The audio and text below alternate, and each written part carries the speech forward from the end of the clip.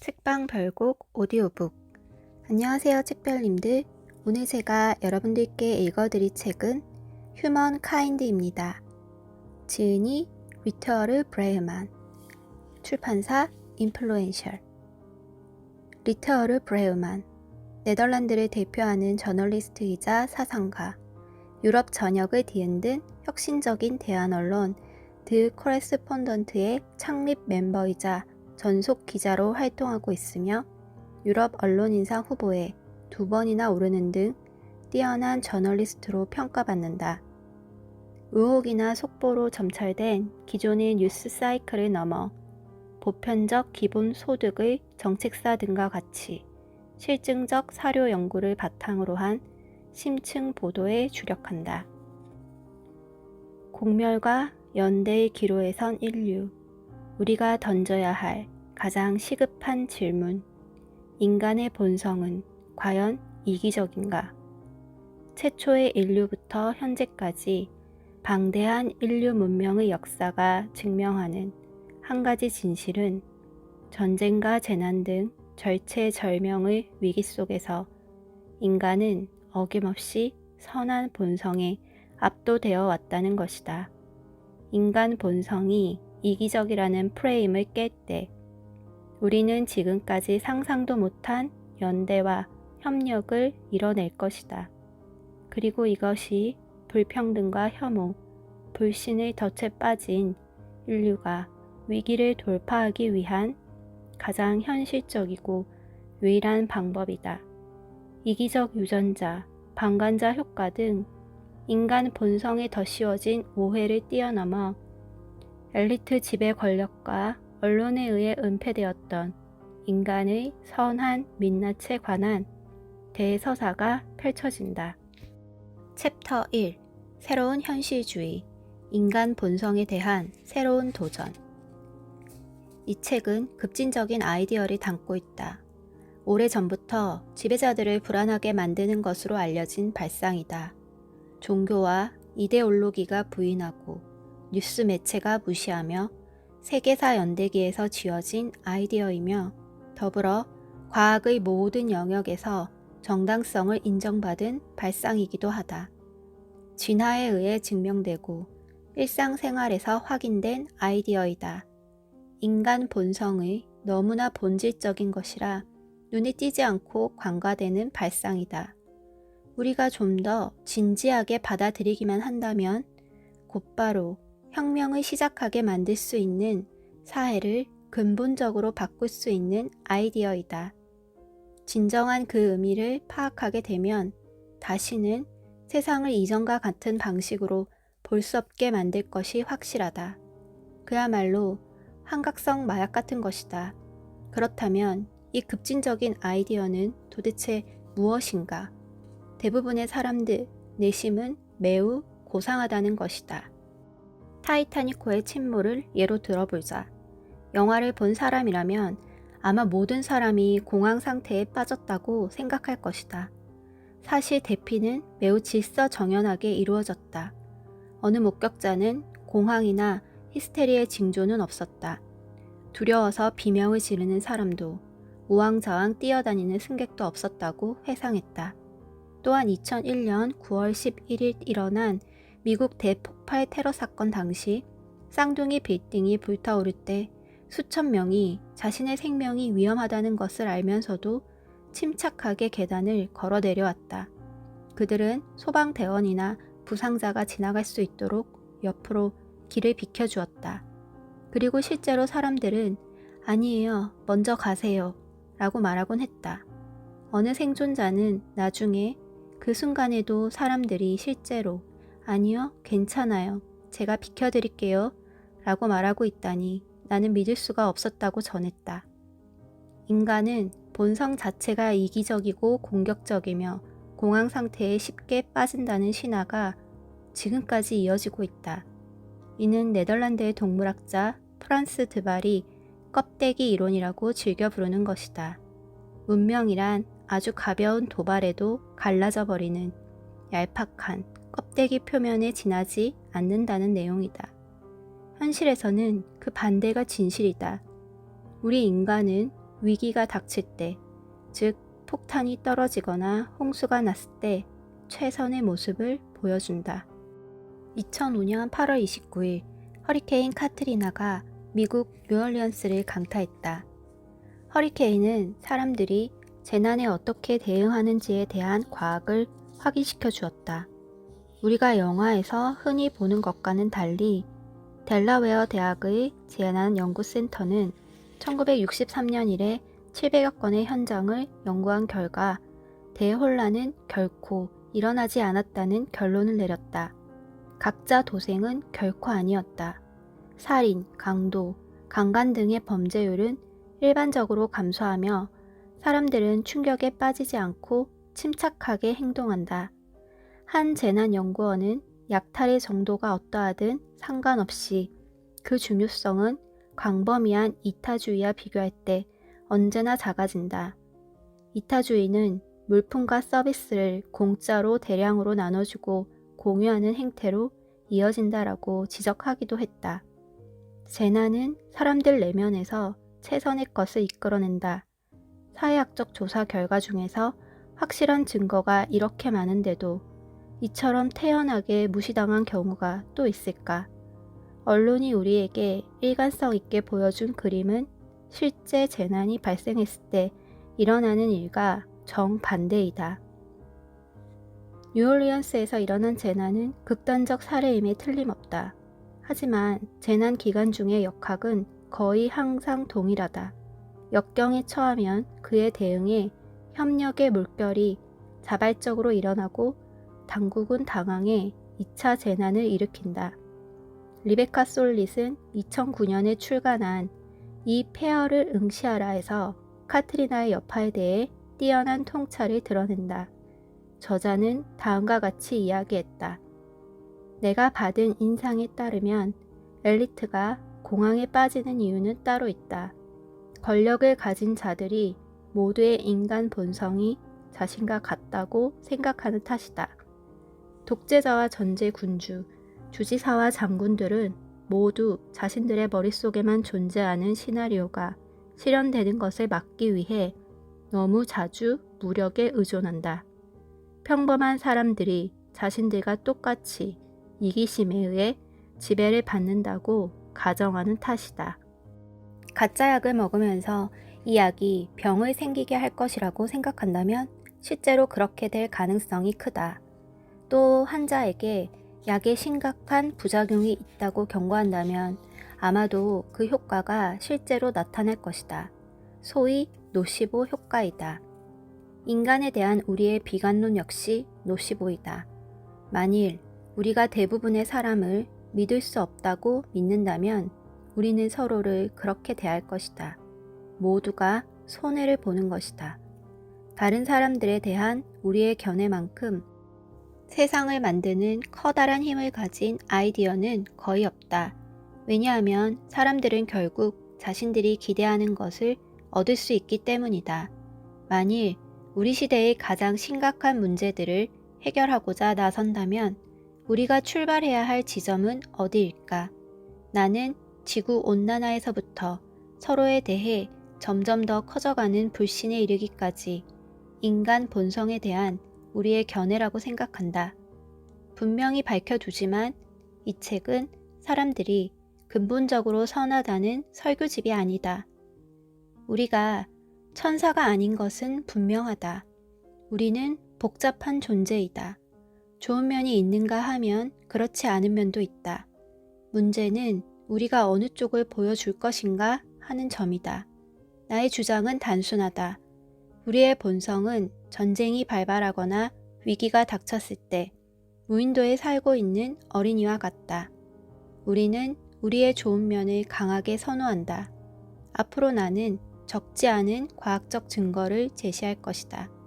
인간 본성을 보다 긍정적으로 바라보는 관점이 얼마나 현실적인지에 대한 증거이다.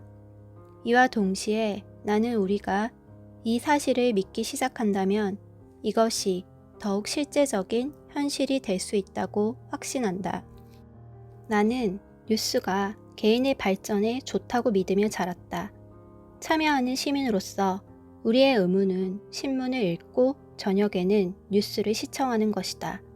뉴스를 더 많이 받아들일수록 우리는 더 많은 정보를 얻을 수 있고 민주주의는 더욱 튼튼해진다. 아직도 많은 부모가 자녀들에게 뉴스의 이 같은 효용을 말하며 권하지만 과학자들의 결론은 이와 크게 다르다. 수십 건의 연구 결과에 따르면 뉴스는 정신 건강에 해롭다. 1990년대 처음으로 이 분야의 연구를 개척한 사람은 조지 거브너였다. 그는 자신이 발견한 현상을 설명하는 용어도 만들었다. 자목한 세계 증후군으로 임상 증상은 냉소주의, 염색, 비관주의 등이다. 뉴스를 신봉하는 사람들은 다음과 같은 문장에 동의할 가능성이 더 크다. 대부분의 사람들은 오직 자신에게만 관심이 있다. 이렇게 믿는 사람들은 우리 개개인이 세상을 개선하는데 무력하다고 생각하는 경향이 있다. 이들은 스트레스를 받고 우울증에 빠질 가능성이 더욱 크다. 몇 년 전 30개국 사람들에게 다음과 같은 간단한 질문을 던졌다. 당신은 전반적으로 세상이 좋아지고 있다고 생각하는가? 그대로 유지되고 있다고 또는 나빠지고 있다고 생각하는가? 러시아에서 캐나다, 멕시코에서 헝가리에 이르는 모든 국가에서 대다수의 사람들은 사태가 점점 악화되고 있다고 대답했다. 현실은 정반대이다. 지난 몇십 년 동안 극심한 빈곤, 전쟁 희생자, 아동 사망률, 범죄, 기근, 어린이 노동, 자연재해로 인한 사망, 항공기 추락 건수 등은 모두 급격히 감소했다. 우리는 역사상 가장 부유하고 안전하며 건강한 시대에 살고 있다. 그렇다면 우리는 왜 이를 실감하지 못하는가? 이유는 단순하다. 뉴스는 예외적인 것만 보도하기 때문이다. 그리고 테러리스트의 공격, 격렬한 폭동, 자연재해 등 예외적인 사건일수록 뉴스로서의 가치는 더욱 커진다. 극심한 빈곤에 처해 있는 사람들의 수가 어제 이후 13만 7천 명 감소했다라는 머리 기사는 결코 볼 수 없을 것이다.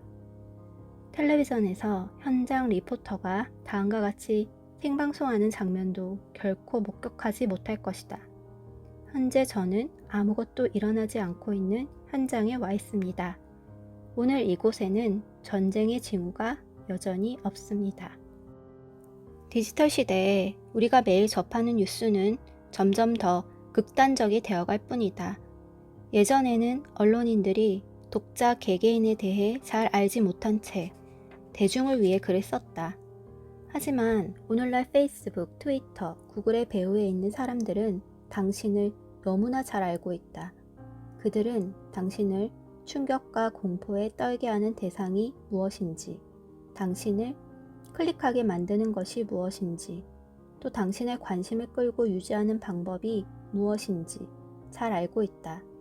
따라서 개인별 맞춤 광고에서 가장 수익성 있는 도움을 줄 수 있다.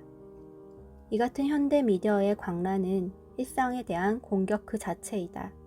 왜냐하면 솔직히 말해서 대부분의 사람들이 누리는 삶은 예측 가능성이 매우 크기 때문이다. 그러면 좋기는 하지만 지루하다. 따라서 우리는 지루한 삶을 살고 있는 훌륭한 이웃을 더 좋아하지만 지루함은 당신을 주목하게 만들 수 없다. 좋다로는 광고를 팔 수 없다.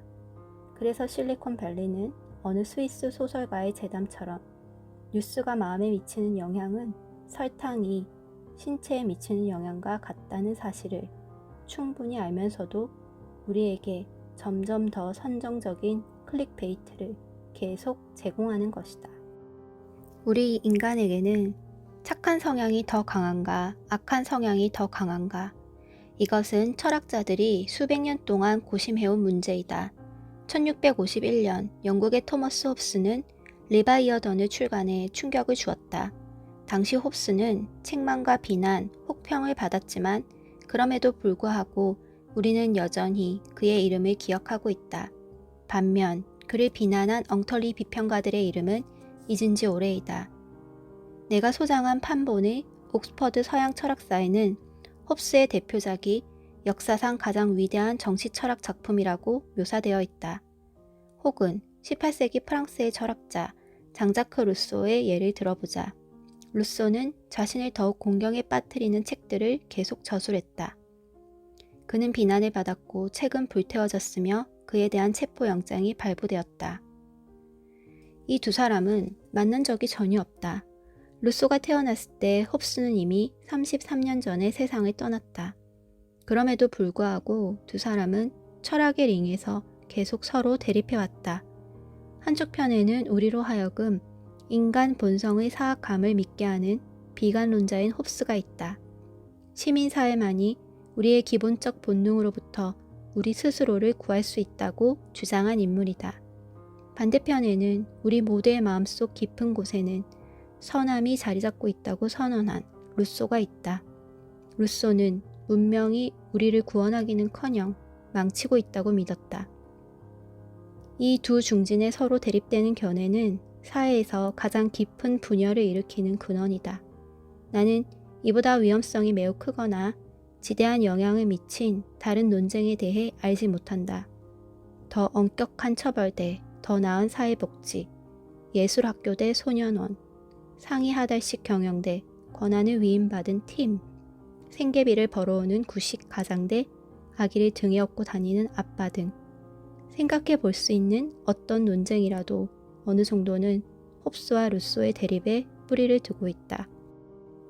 경제학 전체가 우리를 이성적이고 이기적인 개인으로 보는 인간 본성에 대한 홉스 신봉자들의 개념을 전제로 삼고 있다. 이와 달리 루소는 교육에 지대한 영향을 미쳤다. 아이들은 자유롭고 속박되지 않은 상태에서 자라야 한다는 인식 때문이다. 이것은 18세기에는 혁명적이었다. 오늘날에 이르기까지 홉스와 루소의 영향은 지대하다. 보수주의와 진보주의, 현실주의와 이상주의의 모든 진영의 뿌리는 이 두 사람에서 출발했다. 이상주의자가 더 많은 자유와 평등을 요구할 때마다 루소는 찬성하는 듯 고개를 숙인다. 냉소주의자들이 우리는 점점 더 많은 폭력을 저지르게 될 것이라고 한탄할 때마다 홉스는 고개를 끄덕이며 동의한다. 두 사람의 저작은 가볍게 읽을 만한 내용이 아니다. 특히 루소는 해석할 수 있는 많은 여지가 있다. 하지만 오늘날 우리는 그들의 주요 쟁점을 검증할 수 있는 위치에 있다. 이 책의 일부에서 우리는 다음과 같은 질문을 살펴볼 것이다. 어느 철학자가 옳았는가? 우리는 과거의 자연 상태에서 벗어난 것을 감사해야 하는가? 아니면 과거의 우리는 고결한 야만인이었나? 그 대답에 엄청나게 많은 것이 달려있다. 과학은 1970년대 이래 눈부시게 발전했다. 리처드 도킨스는 이기적 유전자 후속판에서 인간의 천성이 이기적이라는 기존의 주장을 수정했으며 그 이론은 생물학자들 사이에서 신뢰를 잃었다. 투쟁과 경쟁이 생명체의 진화에 영향을 미치는 것은 분명하지만 협동이 그보다 훨씬 더 중요하다는 것을 이제 생물학과 1학년이면 누구나 배우게 된다. 이것은 망고의 진리이다. 우리의 먼 조상들은 공동체의 중요성을 알고 있었으며 개인을 우상화하는 일은 드물었다. 가장 추운 툰드라에서 가장 뜨거운 사막에 이르는 세계 모든 곳의 수렵 채집인들은 모든 것이 연결되어 있다고 믿었다. 그들은 자신들을 다른 모든 동물, 식물, 그리고 대지와 연결된 훨씬 더 큰 무언가의 일부라고 보았다. 아마 그들은 인간의 조건을 오늘날 우리보다 더 잘 이해하고 있었을 것이다. 그렇다면 고독이 말 그대로 우리를 병들게 할 수 있다는 사실이 놀라운 일인가? 인간과의 접촉이 없으면 하루에 15개비의 담배를 피우는 것과 비슷할까?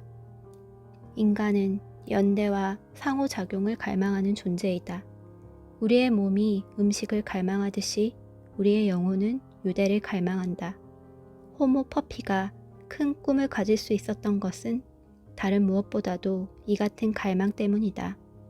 이 사실을 이해하고 나니 진화라는 개념은 더 이상 우울한 느낌을 주지 않았다. 창조자나 우주 계획 같은 것은 없을지도 모른다. 우리의 존재는 수백만 년 동안 눈을 감고 더듬다가 만난 요행수에 지나지 않을지도 모른다. 하지만 우리는 적어도 혼자가 아니다. 우리에게는 서로가 있다. 지금까지 제 오디오북 잘 들으셨나요?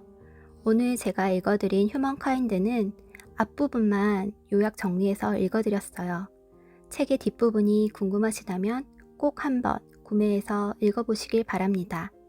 그럼 구독, 좋아요, 알림 설정 부탁드리고요.